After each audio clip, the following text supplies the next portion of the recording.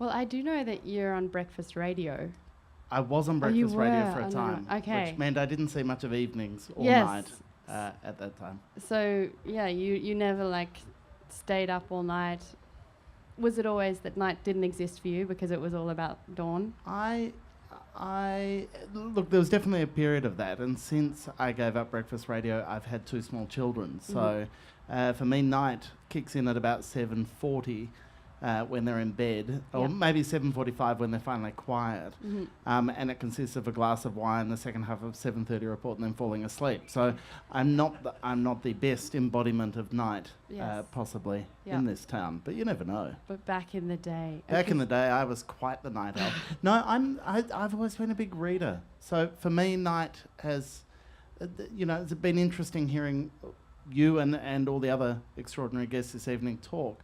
For me, night is a very personal time. It's a very kind of, we've talked about questions of solitude and everything else, but there's something very interior to me about night. It's your chance to kind of decompress and think about what's come before and what's about to come, and whether you're literally interior or whether you're just kind of on your own with the night. It's your opportunity to kind of reflect, I think. And with the various types of writing that you've done over the years, did you find, I mean, like Penny was saying that she's kind of, morning is the time where she's straight, she's talking straight. Do you relate to that? I'm not good at mornings. Mornings have never really been my thing, even when they're necessary. It's not. I do like that thing at the end of the day. When the house goes quiet, having the television off and no music playing and just a book in front of me is my idea of a certain kind of bliss. And I think there's something about the intimacy of that's a really good creative, fertile creative time. And I'll often kind of write into the wee hours of the morning. That's just me. I'm so curious, because you mentioned before that thing of going out to clubs for research. I mean, how much the contrast between that and reading, how much is your research a shared experience and how much of it is that solitary one? I'm trying to practice it being more of a shared, so working with others is something far more fruitful than alone. But I am a loner, and I live out of Melbourne, sort of in a small town, so yeah, I think it's mostly a lone experience. But yeah, I mean, you learn also, you don't have to tell the people that you're sharing with them when you're like looking at bodies and different ways in which to move it and how different people relate to each other in space. So yeah, there is a collective, an idea of, or kind of viewing bodies and seeing how people work sort of collectively, but working a lot sort of by myself. Yeah, that's what nighttime is for me. Yeah, it is that chance to, even if you're out and about or doing other things, it is that kind of reflective time. And I love the beach. I love to stand and look out to sea at night where you really can't see anything. You can't even see the sea. You're not quite clear where the sand stops. If you look in the general area and you feel the cold on your face and you feel that kind of opportunity. If I were Sally, I would see numbers there and I would think about the change and possibility that was available. But for me, I just kind of stand there and go, oh, nice, quiet. That makes me sound quite dumb. Nice. I think nice. The shores of New Zealand. Yeah, the shores of New Zealand. And then I came over here and I started to work at Attica, I guess. And no, wait, that's not me either. That's not actual. The other thing I've loved about having kids is being on the other end of that great tradition that always meant so much to me as a child of the bedtime story. And the incredible power, Sophia talked a bit about working on lullabies and the idea of lullabies. And that thing of the ritual of bedtime story. And they're all, it's amazing how many children's books end with straight back home to bed. Like, no matter what else has preceded, there's an elephant and there's someone fighting someone else and there's whatever. The last page is almost always at straight back home to bed, as if this is going to lull us through suggestion through. And the great exception is the wonderful Morris Sendak book, In the Night Kitchen, which is an utterly mad book, but a wonderful kind of insight into a different idea about what happens at night. That there's this kitchen where the productivity for the day ahead is going on, and little naked children frolic around in dough and fly around and swim in giant bottles of milk. And that book ends with, and that's why we always have cake for breakfast.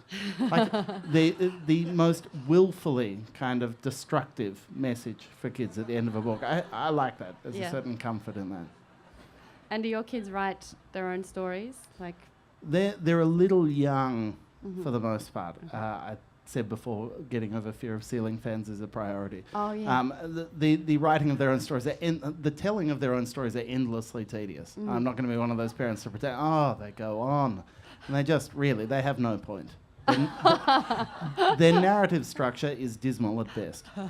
I'm willing to say that. But the reading of stories, the way in which they fall into that ritual, I still remember sitting on my mother's knee with my younger sisters, shoving her because she was falling asleep as she read us stories. Right. And being on the other end of that, there's a kind of sense of coming home. That's what the end of the day should look like. It's the most kind of extraordinary, satisfying part of parenthood that I can even imagine or think of. And it you know, having always grown up in a family that was obsessive about books and reading, the other great memory I have when I was a bit older was being away at the family holiday house with endless aunts and cousins and uncles and dogs and grandparents.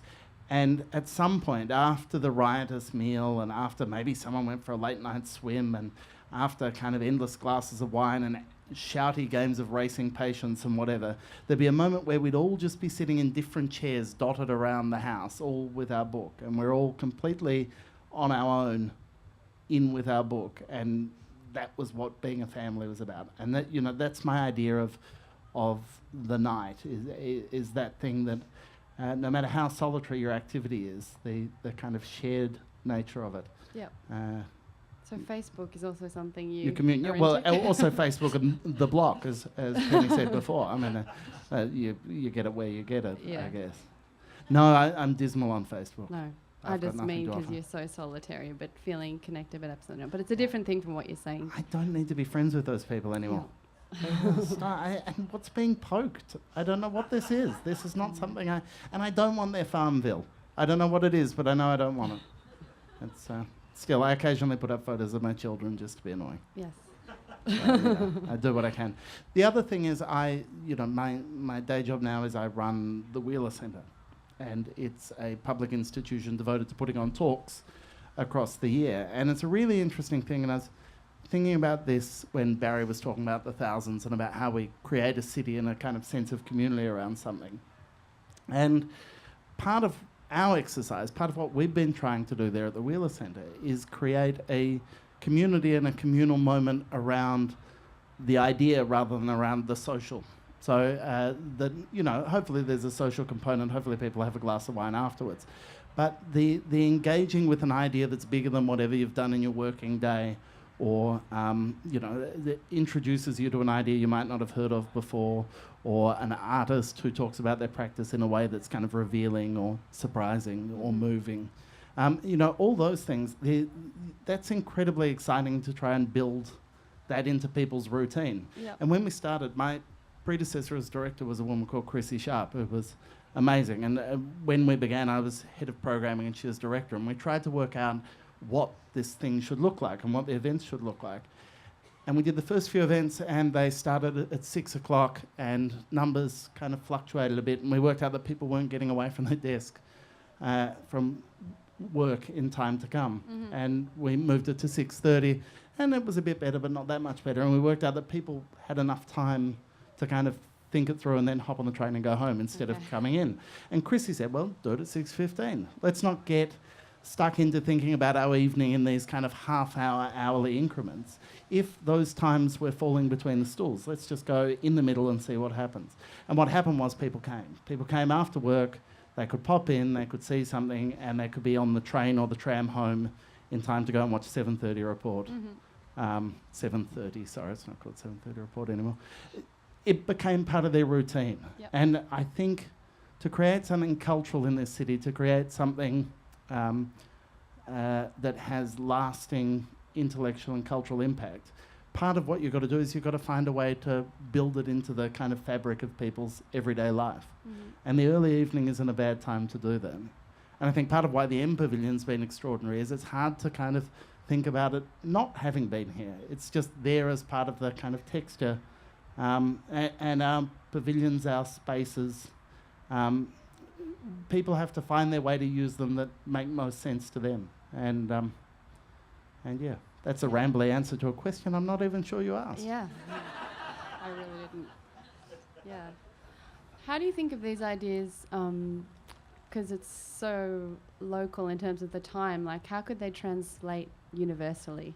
Because I'm just thinking on this idea about how like globalization and how capital is the only thing that is really universal and is flowing irrationally out of all control. And then I've heard a lot of tonight about Melbourne or Sydney, and everything's quite localized, and thinking, yeah, about the cultures of different cities and the different kind of countries. How could we think like with those strategies, sort of like how to infiltrate or build on the cultural fabric of a city, but think of it like universally? I think the big mistake is to assume that there's this useful generalist centre somewhere that we can flatten everything out to.